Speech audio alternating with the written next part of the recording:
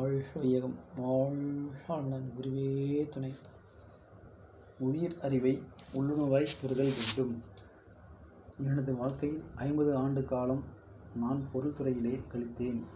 பொருள் பெருக்கி அதனை செலவிட்டு அதன் மூலம் மக்களுக்கு நன்மை செய்ய முடியுமா என்று முயன்று பார்த்தேன். முடியவில்லை. அடுத்தது, நாம் ஏதேனும் அரசியலுக்கு உதவ முடியுமா என்று கட்டுரைகள் வாயிலாகவும் திட்டங்கள் வாயிலாகவும் உணர்த்தி வந்தபோது ஏதோ ஒரு சிறிய அளவு பலன்கள்தான் காண முடிந்தது தவிர அது நிலைக்கவில்லை. இறுதியாக ஆன்மீகத்துறையில் வந்த பிறகுதான் ஒரு உயிருக்கு உணர்வு ஊட்டினால் கூட அதிலே நிறைவு இருக்கிறது.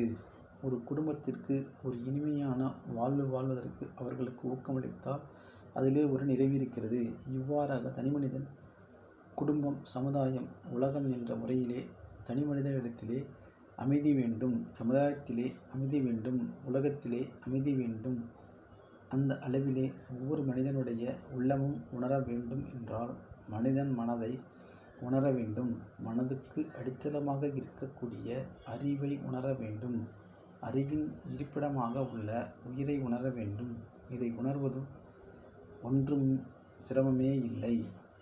உங்களுக்காக நீங்களாக இருந்து கொண்டு அதை திருப்பி சிந்தனை செய்து அதை அறிந்து கொள்ளும் போது இந்த மனம் இந்த முனையில் மனமாக இருக்கிறது, ஒவ்வொரு முனையில் எல்லாம் வல்ல இறைவனாக இருக்கிறது என்பதை காணலாம். அது சுலபமே.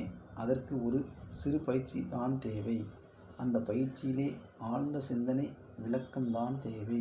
அருள் தந்தை வேதாத்ரி மகரிஷி அவர்கள் வாழ்க வையகம், வாழ்க வையகம், வாழ்க வளமுடன்.